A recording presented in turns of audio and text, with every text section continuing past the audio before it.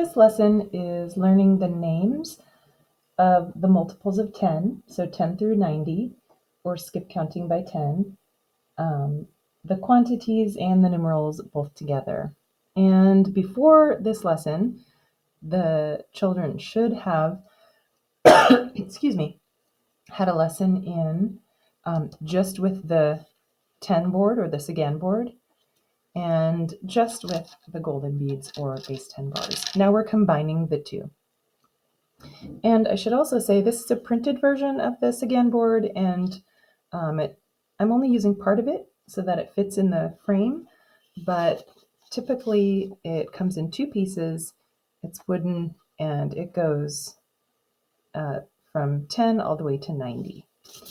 But you'll see the pattern and catch on pretty quickly.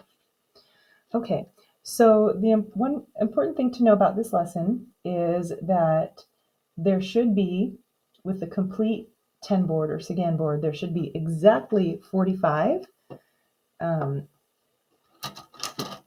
golden beads or base 10 bars, and that's the control of error. So if the activity is done correctly, there should be none left over. If there are some left over, that's a clue that something was done wrong. Okay, so I just have a few here to do this partial lesson. All right, so the first step is to show 10. This is how we write 10, and this is how we make 10. Do you remember this? Yes, that's 20.